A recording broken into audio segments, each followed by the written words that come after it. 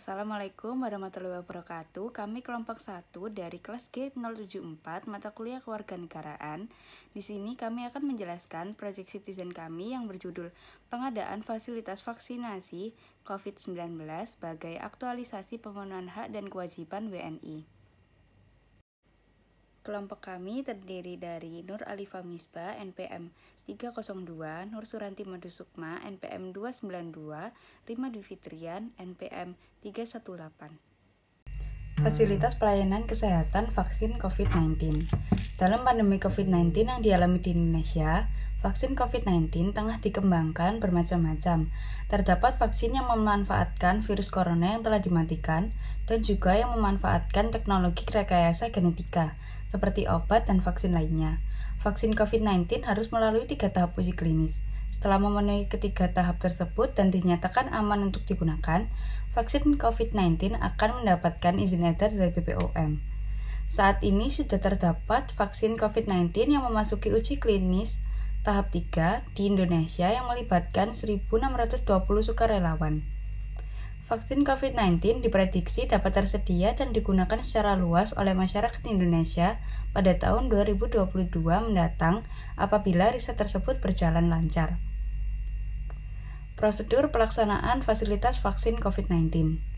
Kelompok prioritas penerima vaksin secara keseluruhan adalah penduduk Indonesia yang berusia di atas 18 tahun. Untuk penduduk berusia di bawah 18 tahun dapat diberikan vaksin apabila telah tersedia data keamanan vaksin yang memadai dan penerbitan nomor izin edar dari BPOM. Berdasarkan Kementerian Kesehatan Republik Indonesia, pelaksanaan vaksin COVID-19 dilakukan dalam 4 tahap. Tahapan ini berdasarkan pertimbangan ketersediaan dan waktu kedatangan, yaitu tahap pertama, Januari sampai April 2021. Sasarannya adalah tenaga kesehatan, asisten tenaga kesehatan, tenaga penunjang, serta mahasiswa kedokteran yang bekerja di fasilitas pelayanan. Tahap kedua, Januari sampai April 2021. Sasarannya adalah petugas pelayanan publik, petugas yang terlibat secara langsung memberikan pelayanan kepada masyarakat, dan kelompok usia lanjut di atas 60 tahun.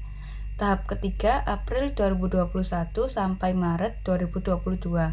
Sasarannya adalah masyarakat rentan dari aspek geospasial, sosial, dan ekonomi. Tahap keempat, April 2021 sampai Maret 2022.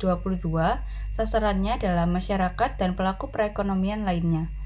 Pelayanan vaksinasi COVID-19 dilakukan di fasilitas pelayanan kesehatan yang diantaranya meliputi puskesmas, puskesmas pembantu, klinik, rumah sakit, dan unit pelayanan kesehatan di kantor kesehatan pelabuhan. Seseorang akan menerima vaksin di fasilitas pelayanan kesehatan setelah mendapatkan pesan berupa SMS untuk melakukan registrasi ulang dan memilih tempat dan waktu pelayanan vaksinasi COVID-19. Pemberian vaksinasi COVID-19 ini tentu saja dilakukan oleh tenaga profesional seperti dokter, perawat, atau bidang yang memiliki kompetensi.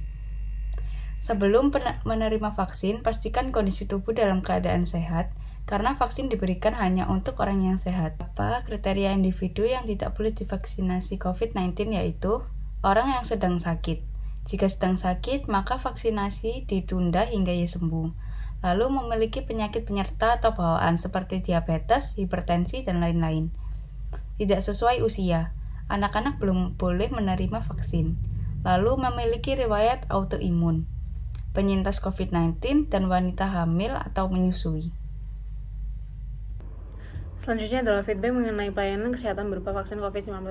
Menurut Amelinda, hasil penelitian CFDS menunjukkan sebagian besar masyarakat Indonesia yang menggunakan layanan digital mengakses informasi COVID-19 melalui lini sosial media, dan sebanyak 81,5% diantaranya masih bersinggungan dengan berbagai bentuk unggahan. Contohnya seperti unggahan yang memuat teori konspirasi vaksin COVID-19.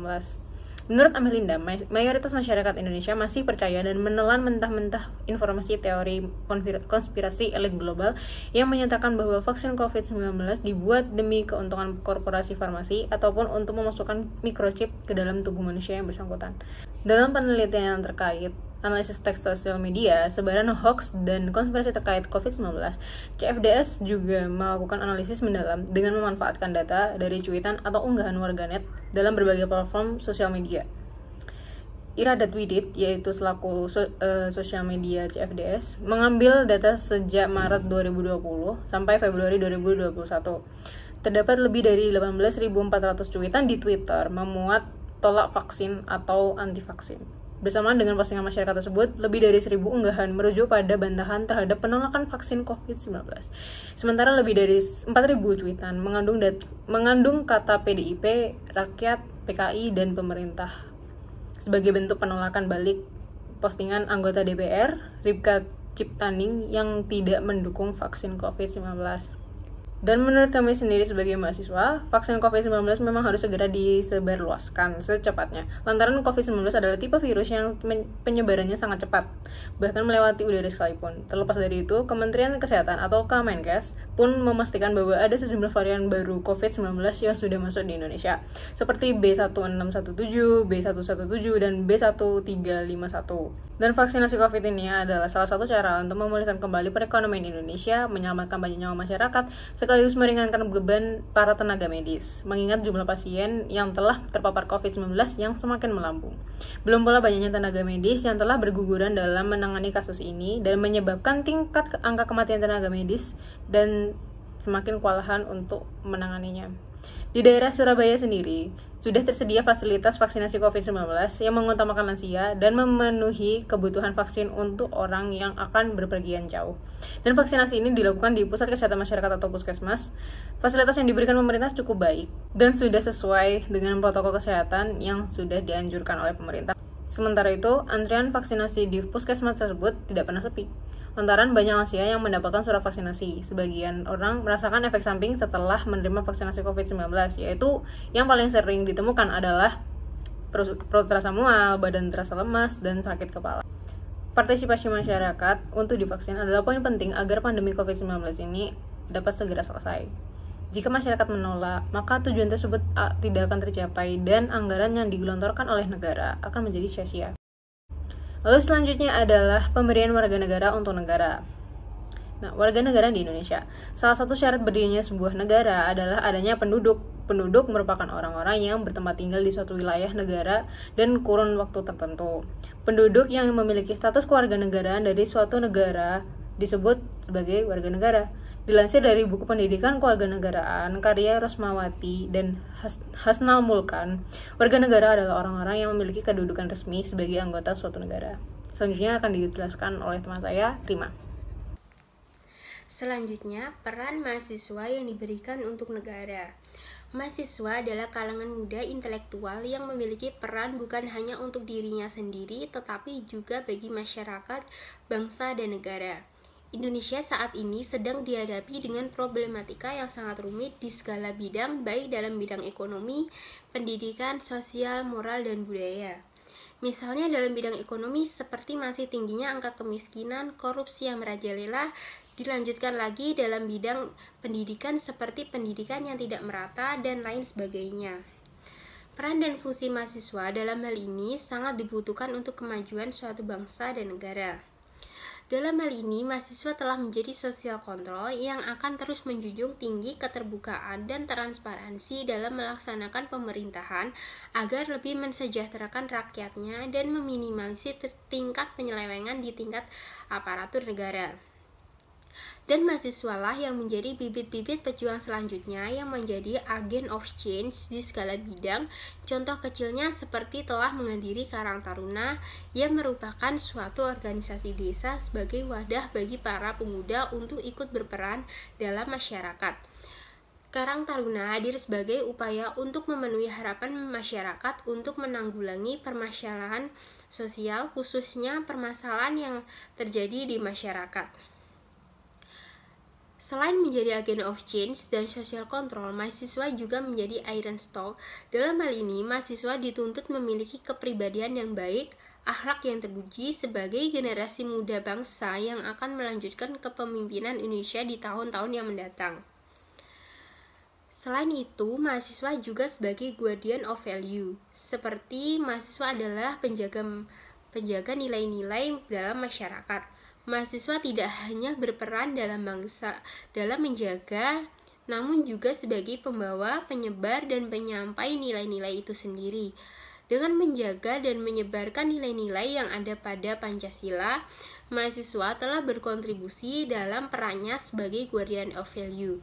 Harus selalu menjaga nilai-nilai tersebut agar selalu ditanamkan dalam masyarakat, sehingga masyarakat memiliki karakter dan moralitas yang baik. Dan mahasiswa sebagai moral force, yaitu yang memiliki moral yang baik. Sebagai seseorang yang bermoral baik, mereka perlu memperhatikan cara dalam berperilaku, berpikir dulu sebelum bertindak, serta mampu mengolah kata dengan baik saat berbincang pada orang lain. Dan yang terakhir, kesimpulan. Jadi, warganet Indonesia seharusnya lebih berhati-hati dalam menyuguhkan suatu unggahan di media sosial. Tidak sedikit warganet Indonesia yang tertarik akan mengkonsumsi suatu topik yang membahas teori konspirasi tentang vaksin COVID-19 ini. Mereka bahkan mengunggah ulang teori konspirasi yang mengada-ada tersebut. Efek buruk yang terlihat nyata adalah sebagian besar mindset masyarakat Indonesia telah terpengaruhi dan memilih untuk menolak divaksinasi setelah membaca unggahan-unggahan tersebut. Di tengah pandemi COVID-19 ini yang sudah semakin mengkhawatirkan, seharusnya membuat masyarakat tersadar dan tidak bersikap egois. Seberapa pentingnya vaksinasi untuk mengurangi penyebaran COVID-19 terlepas dari banyaknya teori konspirasi yang tersebar di banyak platform sosial media. Menyelamatkan nyawa seseorang sangat jauh lebih penting daripada hanya membaca informasi yang tidak jelas daripada sumber atau asal-usulnya. Sekian presentasi dari kami. Wassalamualaikum warahmatullahi wabarakatuh.